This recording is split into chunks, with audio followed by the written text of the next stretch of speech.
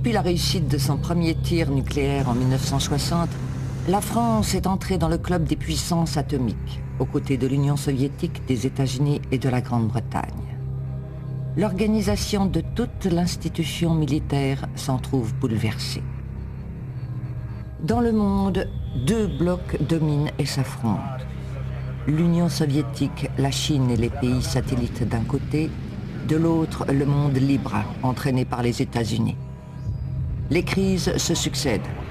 Blocus de Berlin, guerre de Corée, crise des missiles à Cuba. C'est la guerre froide, l'équilibre de la terreur. Les forces de l'OTAN et celles du pacte de Varsovie sont face à face.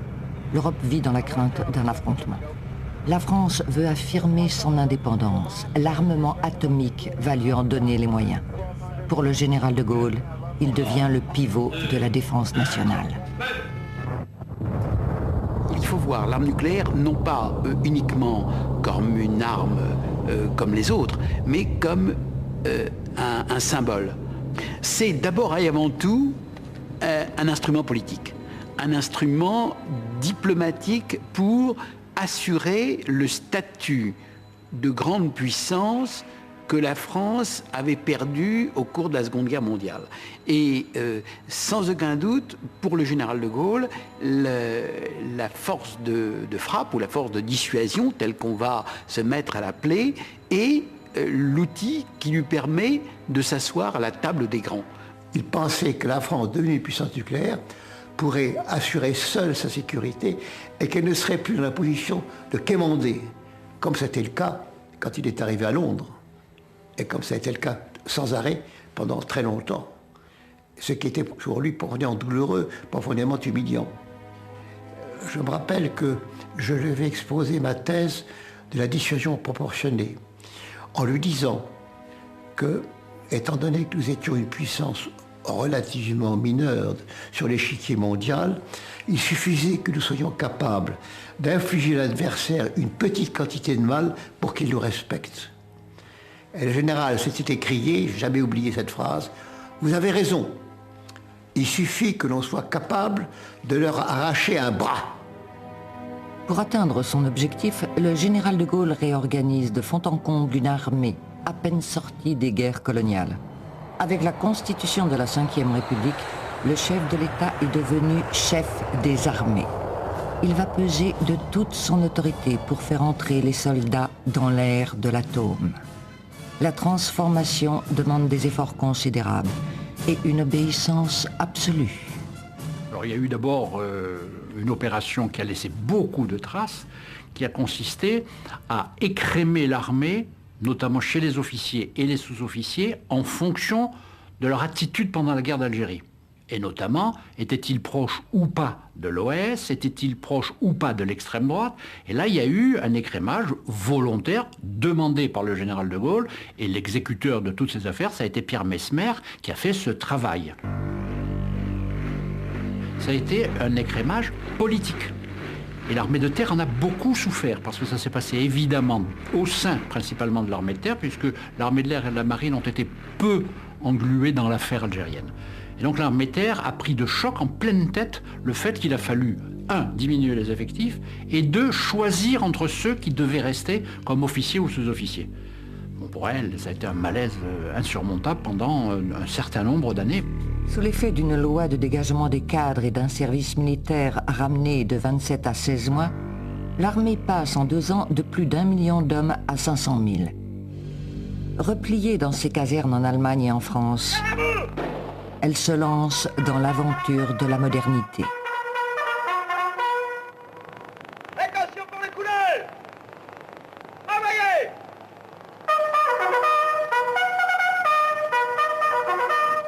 Des générations d'officiers ont été formés en vue de l'Indochine, de l'Algérie, etc. Et ils se trouvent assez brutalement ramenés dans une conception hexagonale contre un adversaire constitué et formé, lui, à une guerre moderne et une guerre nucléaire, à savoir donc les armées du pacte de Varsovie, dont le fer de lance, bien sûr, était l'armée soviétique. Les jeunes officiers comprenaient immédiatement que c'était une période une période qui était terminée, et on comprenait bien, déjà en 1960, que l'ère nucléaire était engagée depuis 15 ans.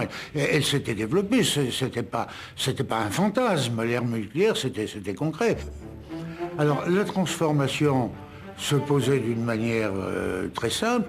Eh bien, il fallait retourner à l'école. Et non seulement aller dans les écoles militaires, mais se refaire. Pour ma part, je suis retourné pendant 3 ou 4 ans en université, en école d'ingénieur, pour me transformer. Le commandement de l'armée française, s'adaptant, opère une sélection dans ses cadres et les envoie peupler les facultés, les grandes écoles, et on envoie des officiers à Sciences Po, à l'IEP, l'Institut d'études politiques de Paris, pour se parfaire aux relations internationales, pour qu'ils y comprennent quelque chose. Le prototype du combattant cesse de devenir le parachutiste qui roule les mécaniques, ça devient un penseur. Il faut toujours rouler les mécaniques, mais en plus, il faut avoir l'esprit bien fait. Avec la force de dissuasion, plus que jamais, le pouvoir politique affirme sa primauté. L'ordre d'engagement des forces nucléaires relève de la seule responsabilité du chef de l'État. Le général de Gaulle crée la délégation ministérielle pour l'armement, future DGA. Désormais, l'État exerce son contrôle sur l'ensemble du dispositif industriel de défense et oriente les dépenses militaires.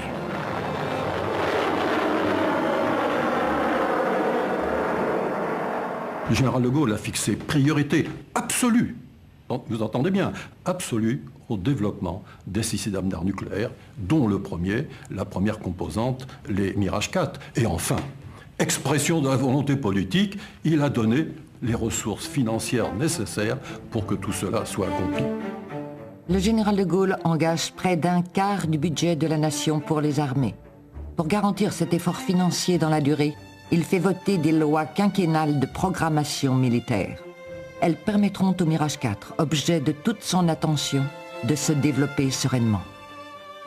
Le général de Gaulle y veillait tellement qu'il a désigné lui-même les officiers de marque et l'ingénieur de marque qui suivraient ce programme en leur disant « Vous serez les dictateurs du programme Mirage 4 si dans les commissions de modification l'armée de l'air ou d'autres armes ou les finances interviennent pour réduire vos besoins, vous direz non. Vous avez ordre de ma part, vous êtes les attributions d'une véritable dictature. » Et le résultat a été très heureux, car l'ingénieur général Forestier et le colonel de Villetorte, qui ont été ces deux officiers, étaient des gens remarquables, qui ont conduit le programme admirablement, si bien qu'il a coûté moins cher. C'est un des rares programmes de l'armée qui a coûté moins cher que ce qui était prévu.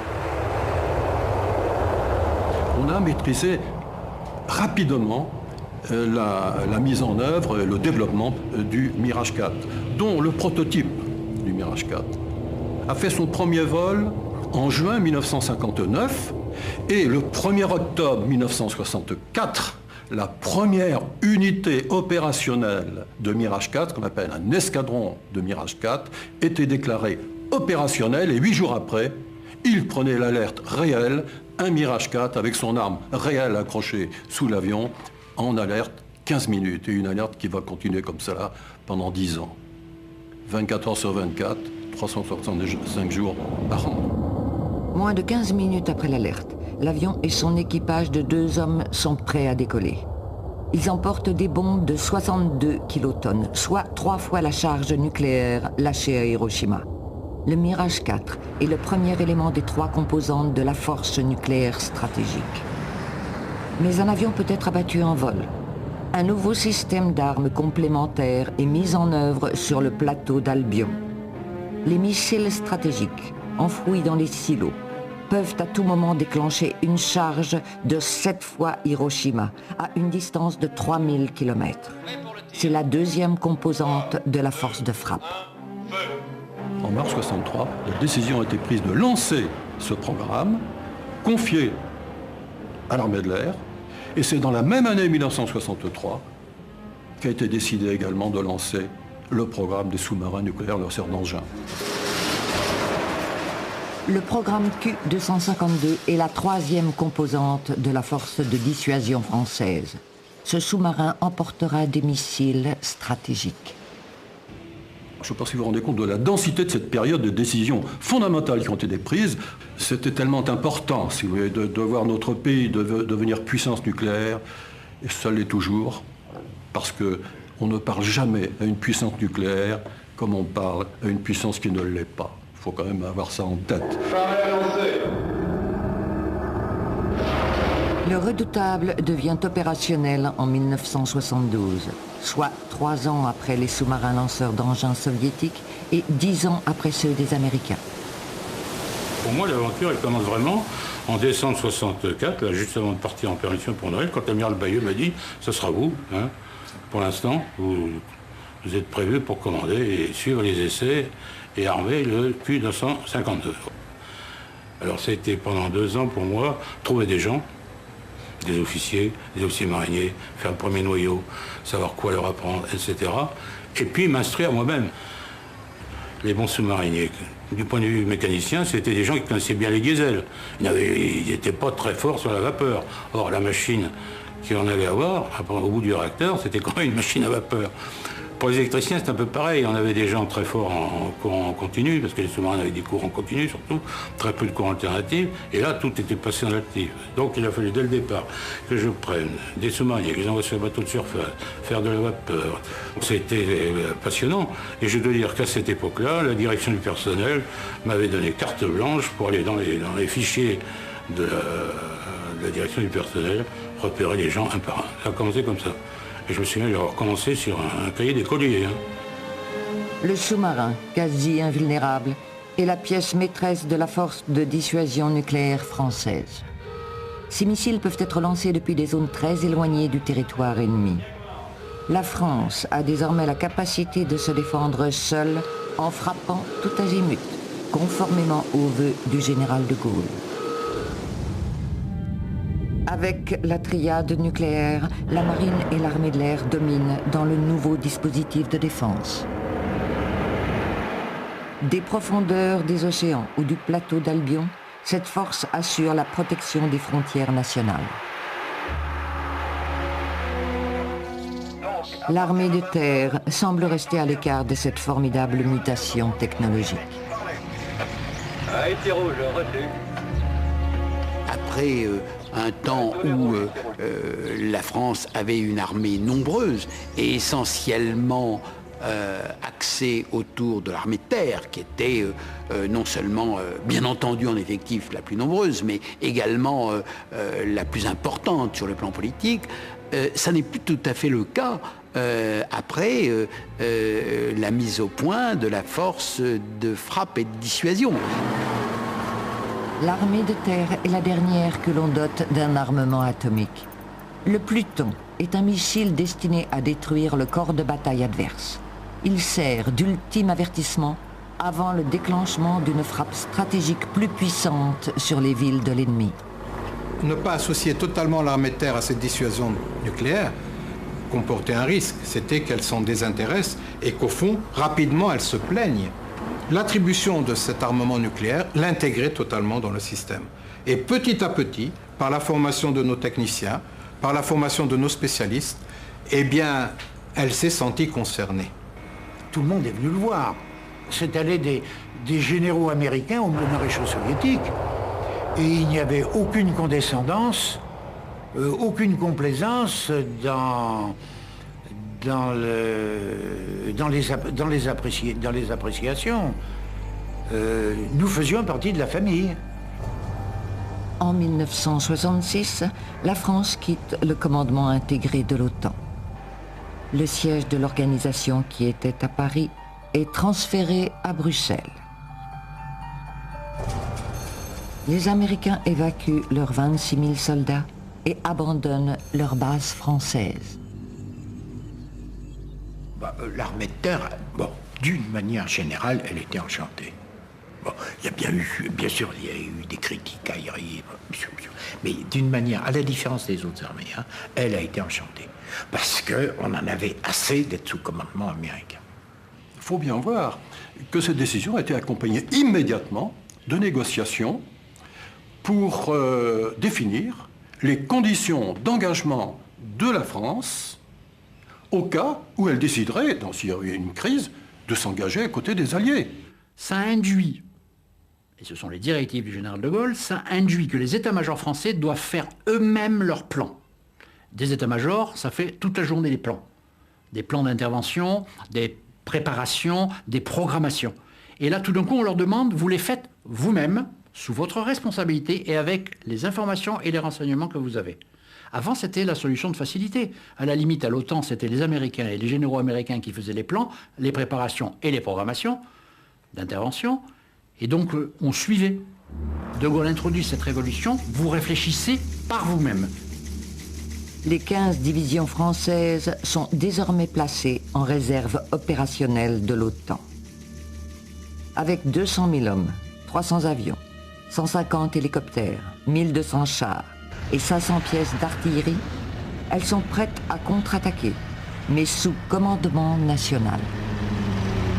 La dissuasion, c'était bien entendu la dissuasion de l'atome, mais la dissuasion par l'atome supposait aussi que l'on démontrait qu'un début d'opération soviétique en Europe ne pourrait pas être en soi une promenade militaire. Il fallait aussi démontrer la détermination, et ça supposait l'existence d'une armée permanente aux effectifs très nombreux. On avait besoin de poitrine.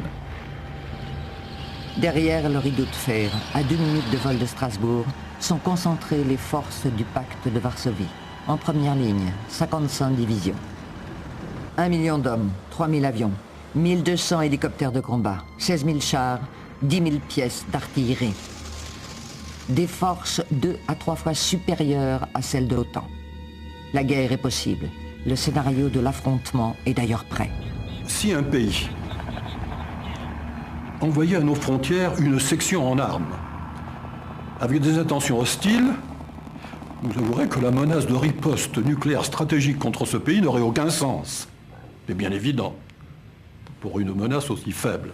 On conçoit en conséquence qu'il soit nécessaire de réaliser à nos frontières ou devant celles-ci une sorte de digue composée de forces blindées, d'infanterie et d'une aviation qui est chargée d'appuyer ces forces, d'en assurer la protection et aussi de frapper avec des armes classiques, dans un premier temps, les forces adverses. Si cette fameuse digue-là était sur le point de s'effondrer, il n'y a plus rien à faire, nous devions être capables, l'armée de terre comme nous-mêmes, de réaliser sur les forces adverses, et non pas au cœur du pays, sur les forces adverses, une frappe, tous les deux ensemble, qui n'était pas renouvelable, une seule. De telle sorte que l'adversaire savait que, après ça, il n'y avait plus qu'une chose pour nous. C'était la riposte au cœur du pays.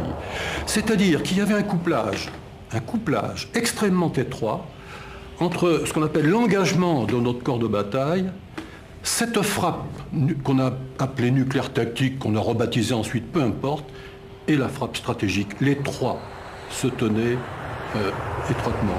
Le combat est prévu pour durer 7 jours. Après, c'est le déclenchement de l'arme suprême.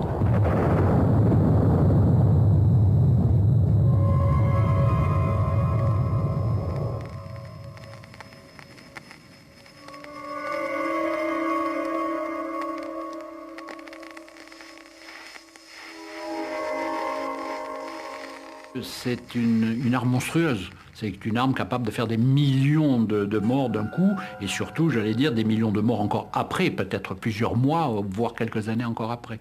Donc c'était une notion quand même qui n'était pas si facilement admissible, pour des raisons éthiques, des raisons religieuses, des raisons morales, voire, j'allais dire, des raisons purement civiles, c'est-à-dire que les civils, tout d'un coup, découvrent qu'ils peuvent être eux-mêmes au premier rang des victimes. Il y a eu des problèmes de conscience. Dans tous les officiers, j'en ai connu qu'un qui a refusé de continuer. Pour des raisons morales. C'était le bon chrétien comme moi, catholique, etc. Tous les autres, ils avaient fait leur vie et leur cutie, ils avaient bien pesé. On savait qu'on allait faire de la dissuasion, qu'on n'allait pas attaquer l'Union soviétique du jour au lendemain, donc c'était clair. On était là. Bon. Mais quand même, sur tous les officiers, il n'y en a eu qu'un. C'est pas... Au sens propre du terme, c'était de l'abnégation, notre métier. Puisque si nous le faisions bien, nous n'aurions jamais à le faire. C'était ça la dissuasion. Donc on était là pour éviter de servir jamais à rien. On était là, c'était pas facile, pas toujours facile à vivre, avec l'idée que si jamais nous devions avoir à servir, ça serait le cataclysme. La crainte de tout le monde était l'attaque par surprise. La dégelée nucléaire par surprise. L'ouverture du feu nucléaire par surprise. À chaque fois que les soviétiques fabriquaient des manœuvres, du côté occidental, on s'énervait immédiatement. Est-ce que la manœuvre ne cache pas une attaque? Alors on écoutait, tout, rien n'y manquait. Tous les renseignements ont été recherchés. On regardait à la jumelle, qu'est-ce que fabrique l'adversaire? Il touche, pourquoi?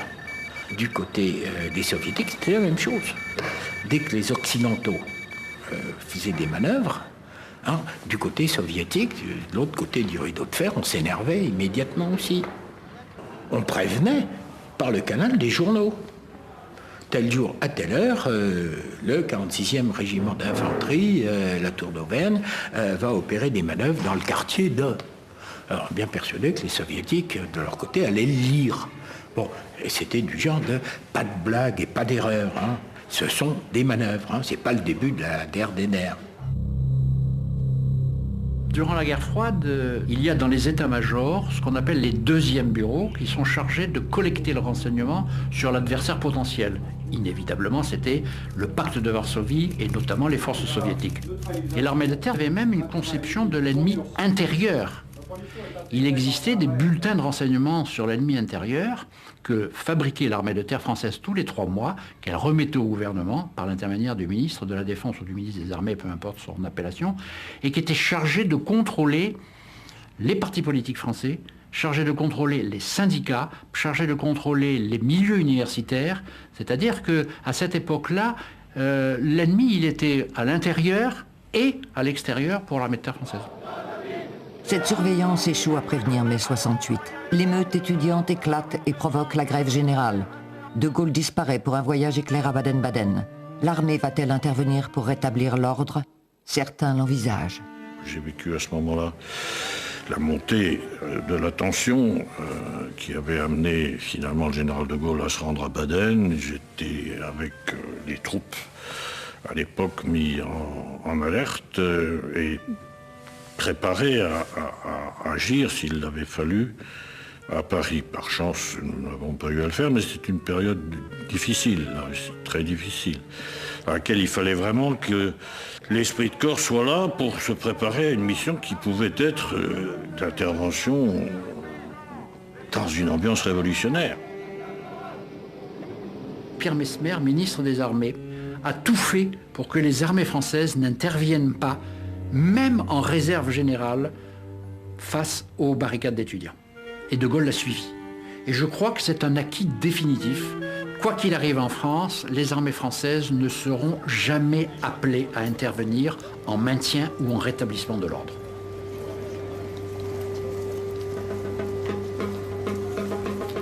Dans les années 70, les conscrits revendiquent.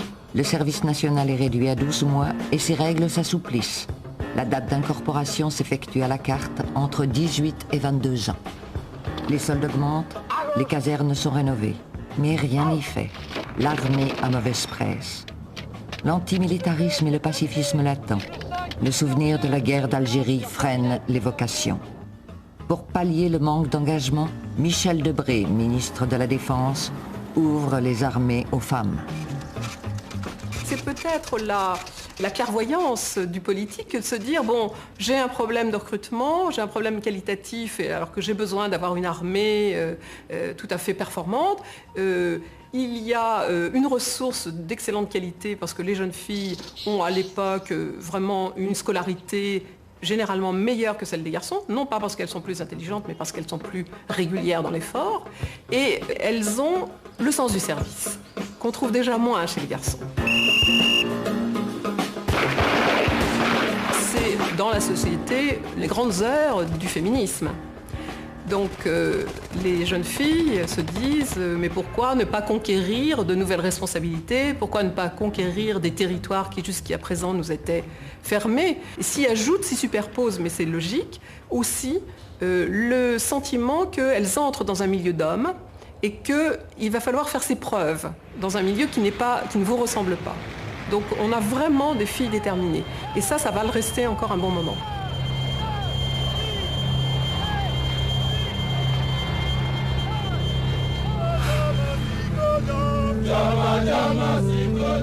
Mais la France est également engagée militairement sur un autre continent, l'Afrique.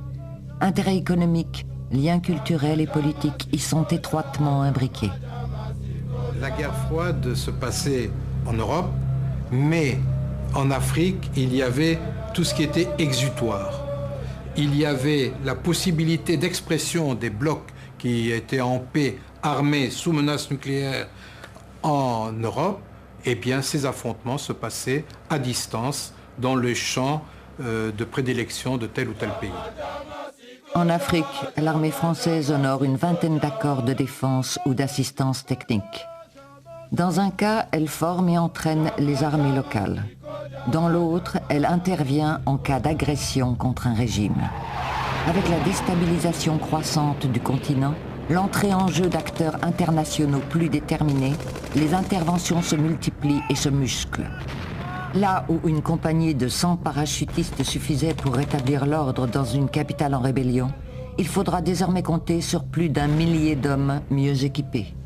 Jusque-là, on avait tendance à considérer que dans ces pays-là, compte tenu des menaces qui étaient quand même mineures, on pouvait envoyer des avions, j'allais dire, non pas déclassés, mais enfin, qui n'étaient pas des avions à haute performance, pas les mêmes que ceux qui étaient destinés à opérer au-dessus du théâtre européen. Vous me comprenez?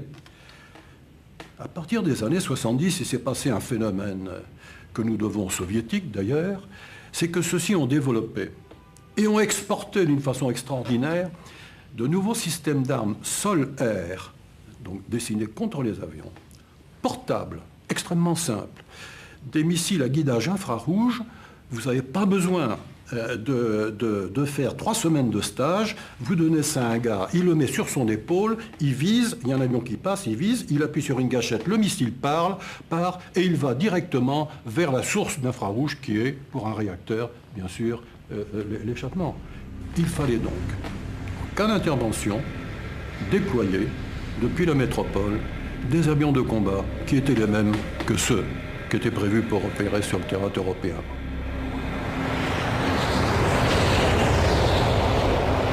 C'est ce qu'on a appelé la politique du Jaguar, qui était un avion de combat qui a disparu des armées françaises, mais qui était un avion spécialisé dans l'appui au sol et le combat au sol. C'est-à-dire qu'il strafait, comme on dit en termes militaires, c'est-à-dire il mitraillait, il envoyait des bombes, il a utilisé même du napalm. C'était à ce moment-là une façon un peu à l'américaine de traiter le problème depuis le haut du ciel. Mais c'était une solution de facilité parce qu'on engageait moins d'hommes sur le terrain à ce moment-là. Pourquoi? Parce qu'on n'était pas trop capable non plus de les envoyer sur le terrain. Le dispositif français en Afrique, il n'a jamais compté plus de 10 000 hommes au total. Gabon, Zaïre, Centrafrique, Congo, Rwanda, Djibouti, Éthiopie, Tchad. La France livre une bataille d'influence dans ce qu'elle considère être son précaré. Cette politique néocoloniale est, dans l'ombre, instrumentalisée par des réseaux affairistes surnommés France-Afrique. En 1981, le changement de majorité politique inquiète les militaires. Le chef de l'État, chef des armées, est un socialiste. La politique de dissuasion sera-t-elle mise en cause? Quel sera le comportement de ce gouvernement d'union de la gauche à l'égard de l'institution militaire? L'appréhension du monde militaire au moment de l'élection du président Mitterrand sur quelle sera son attitude vis-à-vis de l'outil militaire? Comment va-t-il nous considérer? Et puis finalement, avec le ministre Charles Hernu, une décontraction des rapports assez rapide.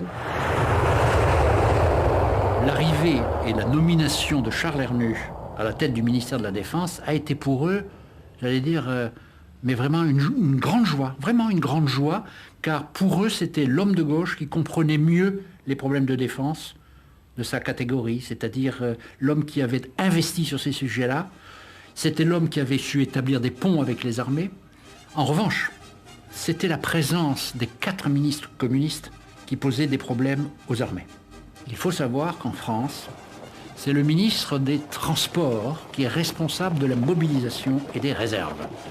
Et donc pour eux, tout d'un coup, Charles Fitterman arrivant ministre des Transports, c'était une grande inconnue pour eux de savoir qu'est-ce que ferait le ministre des Transports s'il fallait mobiliser les armées françaises en cas de besoin. Cette démarche a interrogé beaucoup François Mitterrand et qui, quelques mois après, a enlevé à Charles Fitterman, dans ses attributions, le rôle qu'il aurait dû avoir comme ministre des Transports sur la mobilisation et les réserves. Avec l'alternance, la dissuasion est l'objet d'un consensus. 210 essais nucléaires ont eu lieu entre 1960 et 1996, la moitié sous la présidence de François Mitterrand, au prix parfois d'un scandale d'État. C'est le sabotage par les services secrets du bateau de l'organisation écologiste Greenpeace. La force nucléaire se développe. 2 nouveaux sous-marins lanceurs d'engins et le porte-avions Charles de Gaulle sont mis en chantier. Les missiles, ceux du plateau d'Albion et le Pluton, sont modernisés. La volonté de protéger l'industrie nationale est continue, mais avec des programmes d'armement étalés sur 20, 30, voire 40 ans, des exportations en baisse, des budgets de recherche et des coûts de production en augmentation, les dérives financières sont importantes. Souvent mis en cause, les ingénieurs de l'armement qui forment un corps particulier de la défense. Les ingénieurs de l'armement, il y en a en gros 4000, c'est tous des polytechniciens. Et c'est très important parce qu'ils sont tous formés par la même école. Ça crée des liens de complicité entre eux, mais ça crée des liens de complicité aussi avec les fonctionnaires ou les ingénieurs ou les PDG sortis de Polytechnique. Et c'est ce qu'on a appelé après le lobby militaro-industriel, cette familiarité entre les ingénieurs qui, au nom de l'État, sont chargés de contrôler des industriels de l'armement qui sont leurs copains de promotion. Dans un contexte géopolitique en évolution, l'armée s'adapte pour intervenir en cas d'urgence en Europe, en Afrique ou au Moyen-Orient. Comme au Liban en 1983, elle développe un nouveau concept, celui de projection. Un ensemble de forces classiques prêtes à réagir et rapidement opérationnelles sur le terrain. Dans les états-majors, ceux qui préparent cette réorganisation sont de jeunes généraux. L'institution change de visage. Petit à petit d'abord, et puis ensuite de plus en plus rapidement, l'image des armées dans l'opinion bascule. L'armée fait sa mue. La relève des générations s'opère, mais surtout les changements d'état d'esprit se font. Une armée apaisée par rapport à elle-même et par rapport à ses relations avec la société. Ça, c'est quelque chose d'absolument fondamental. C'est, à mon sens, plus important au plan historique, dans le devenir de notre pays, que ne l'a été le fait que la dissuasion soit devenue, c'est très important par ailleurs, un objet de consensus national. Nous sommes devenus, entre guillemets, un pays normal dans les relations entre ceux qui possèdent la force armée et ceux qui sont supposés être protégés par cette force armée. Le 9 novembre 1989, le mur de Berlin tombe. Il sonne le glas du bloc soviétique et débouche sur la réunification de l'Allemagne. C'est la fin de la confrontation d'un monde bipolaire. Les stratèges sont pris de court.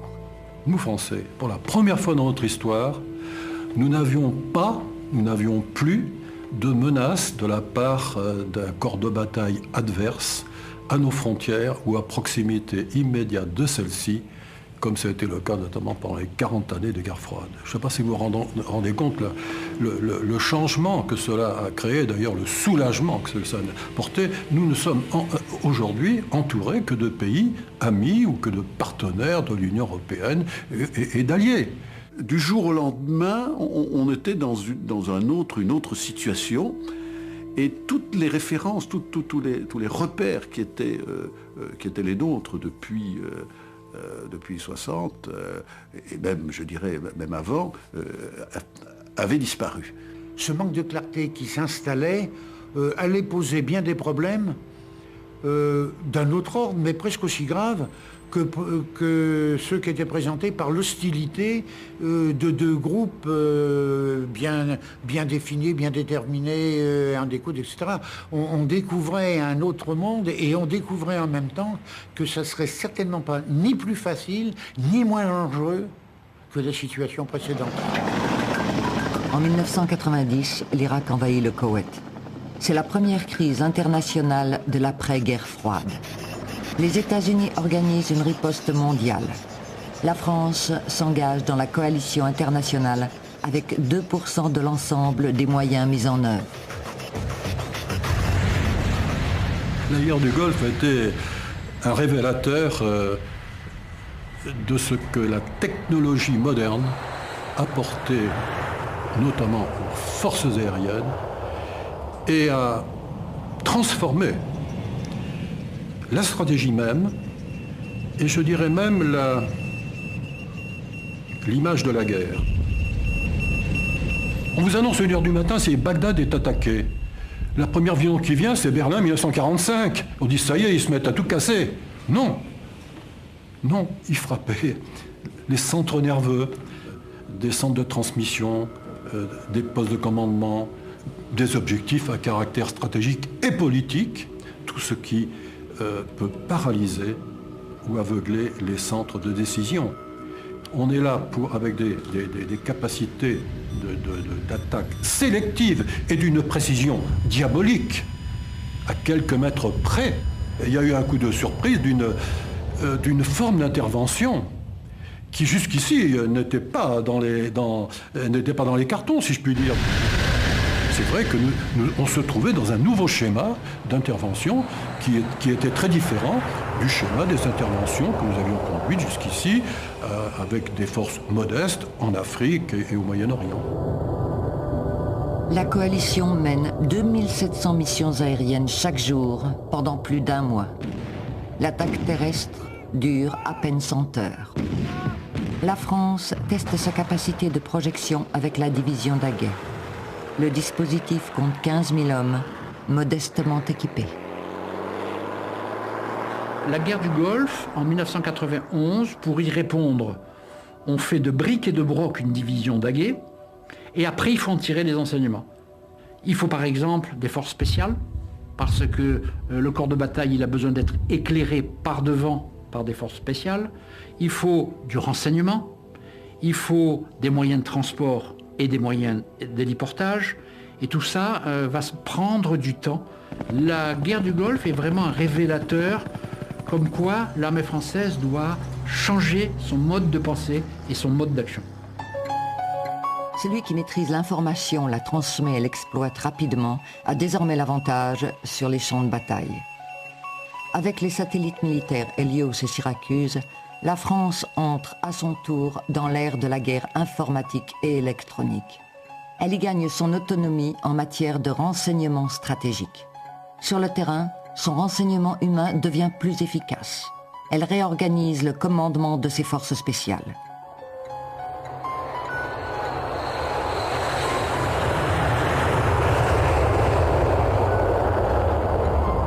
Les Américains, avec plus de 500 000 hommes, appliquent les procédures de l'OTAN à côté de leurs alliés, notamment britanniques.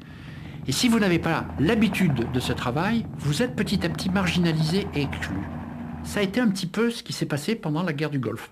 François Mitterrand s'aperçoit de ce manque, de cette carence, et accepte petit à petit, progressivement, que l'armée française reprenne contact et le dialogue avec l'OTAN. Le principe de réinsertion est acquis. Il sera confirmé en 1995 par Jacques Chirac. Les officiers siègent de nouveau au comité militaire de l'OTAN. Parallèlement, la France devient chef de file de la construction de l'Europe de la défense, dont le noyau est la brigade franco-allemande.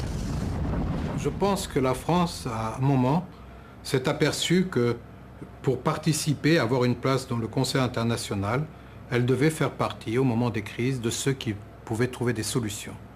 Et c'est à ce titre qu'elle a fourni des effectifs militaires et des responsables, tant d'ailleurs politiques que militaires, dans les différents états-majors.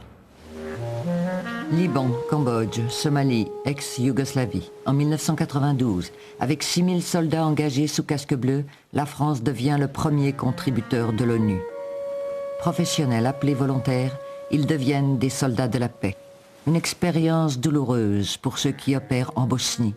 Ils découvrent la réalité d'une intervention armée d'un nouveau genre, l'interposition pour tenter de maîtriser une guerre civile.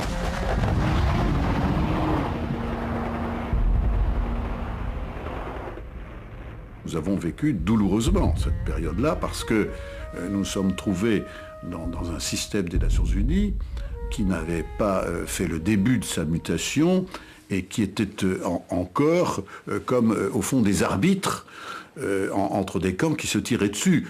Au fond, qu'est-ce qu'ils faisaient? Ils comptaient les coups.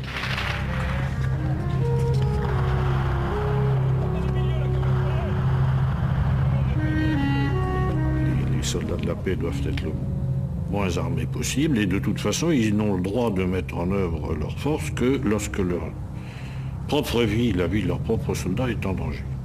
Que je ne voyais pas comment je pouvais être dans une mission face à des seigneurs de la guerre sans foi ni loi qui ne respectaient rien d'autre que la force avec mon béret bleu. En Bosnie, le soldat change de métier. Il se transforme en gendarme, devient humanitaire. Avant, il utilisait son arme pour détruire un adversaire sans protéger ou l'intimider. En interposition, cette règle est bouleversée. Il devient une cible. Un casque bleu abattu, c'est un message pour les diplomates. Le soldat de la paix s'interroge.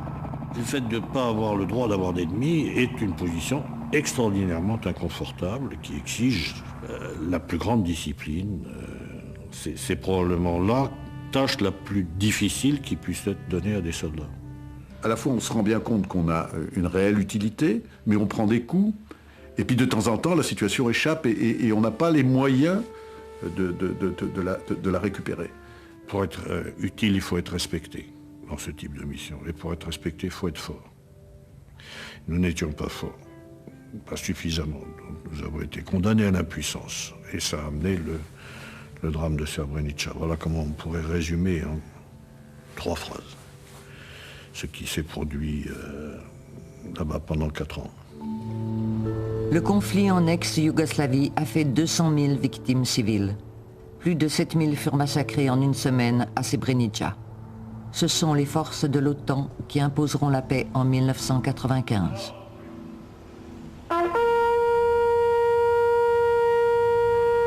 « 700 soldats français ont été blessés en Bosnie. 70 y ont laissé leur vie. C'est le contingent des Nations Unies qui fut le plus touché.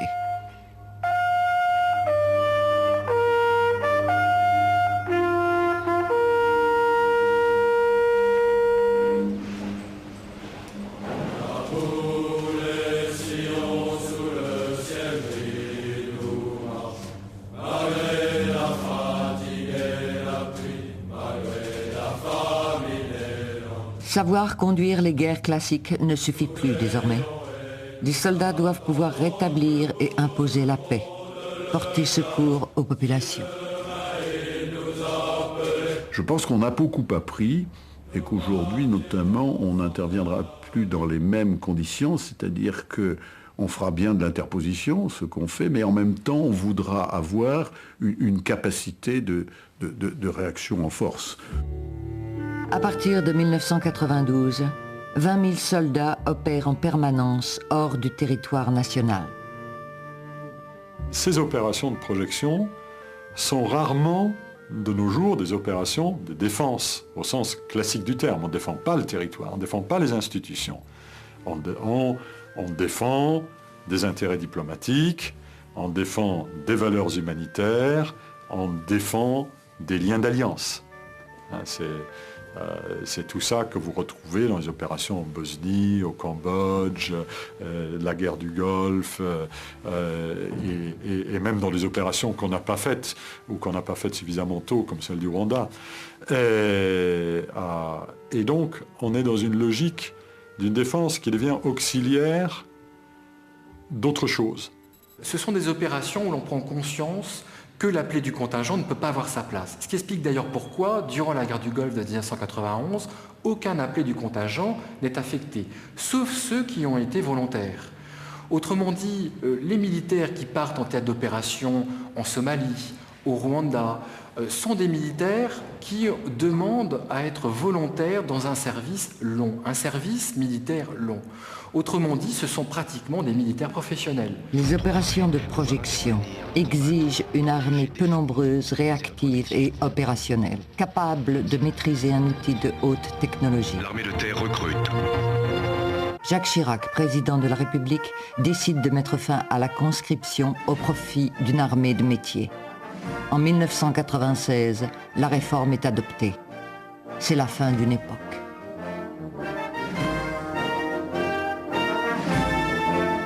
La réforme a été très bien perçue globalement par la société française. En revanche, du côté des militaires, c'est une révolution militaire proprement dite, mais également culturelle. Effectivement, les casernes ne sont plus occupées par des appelés du contingent, par le citoyen, et cela remet en cause un certain nombre de principes d'organisation qui, pour certains, ont 2 siècles d'histoire. Supprimer les conscrits, c'était obliger les armées à fonctionner suivant un business model totalement différent. Plus de chauffeurs, plus de cuistots gratuits, mais ce n'était pas du tout négligeable. Un conscrit, c'était un serf.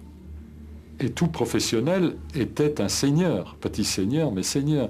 C'était un type de relation féodale. Et j'emploie l'expression, pas du tout de façon critique, hein, dans un corps nécessairement très fortement hiérarchisé. Le modèle aristocratico-féodal avait des avantages, justifications, pas du tout médiocres, hein, historiquement. Mais à partir du moment où on passe de la conscription à la professionnalisation, on passe à un modèle post-industriel, on passe à des relations sociales, contractuelles. Il a existé des généraux dans les états-majors hostiles à la professionnalisation des armées, avec un argument qui est d'ailleurs plus politique que militaire. C'était l'argument qui consiste à dire une armée de conscription est une armée représentative de la nation et c'est un creuset pour l'esprit national. La décision a été prise et on ne revient pas dessus. De toute façon, le service national tel qu'il était arrivé était très fortement inégalitaire et mettre fin à une inégalité, après tout, c'est le devoir de la République. Simplement, on peut déplorer une perte qui, elle, est vraiment sensible. C'est cette formidable occasion de brassage qui était le service national, qui permettait justement de mettre ensemble, de faire se rencontrer des jeunes qui n'auraient jamais eu l'occasion de le faire dans d'autres circonstances. La conscription faisait en quelque sorte partie de l'identité nationale. Et d'ailleurs, ça n'est pas une coïncidence. Toute une campagne qui se fait pour la création d'un service civique national. Il y a eu cette nostalgie du fait qu'une classe d'âge, à un moment donné, pendant un temps déterminé, pouvait apporter son aide, son soutien à l'État, à la nation, et en dehors même de l'État et de la nation. Et c'est en cela que cette décision marque sans aucun doute un tournant, mais je rappelle que le terme employé est celui de suspension et non pas de suppression. Avec la professionnalisation, les armées devront fonctionner avec moins de 250 000 soldats et 80 000 civils, et recruter chaque année 30 000 hommes et femmes. Malgré un certain nombre de critiques, cette armée, qu'on dit lourde, qu'on dit parfois manquant d'imagination, s'adapte à son temps et finalement relève tous les défis. Et je crois que c'est ça qu'il faut retenir. Et je pense que cette armée qui a vécu, il ne faut pas l'oublier, depuis 1940, des périodes de crise considérables, qui a perdu des dizaines, des centaines de milliers d'hommes, officiers, sous-officiers, soldats, a toujours su répondre présente. Je crois que le corps militaire a été probablement, durant les 50 dernières années, le corps qui aura subi, sans broncher, le plus grand nombre de réformes, de réorganisations et je dirais presque de révolutions culturelles. Elle a subi les guerres coloniales, elle a subi un bouleversement radical qui est la dissuasion, et elle subit un autre bouleversement radical qui est la création de forces projetables, c'est-à-dire de forces qui vont se battre sur le terrain extérieur en se demandant peut-être parfois pourquoi elle est là. Mondialisation oblige, l'institution militaire est confrontée à de nouveaux défis. Terrorisme, prolifération atomique, guerre civile, protection des approvisionnements énergétiques. Agissant à l'extérieur, le plus souvent sous mandat international de l'ONU, l'armée française en Afghanistan, au Liban, au Kosovo ou en Côte d'Ivoire est au service des valeurs de la nation. La défense de la patrie semble n'être qu'un lointain souvenir. Le bouleversement n'est pas seulement militaire, il est social, culturel et politique. Le lien entre l'armée et la nation est à réinventer.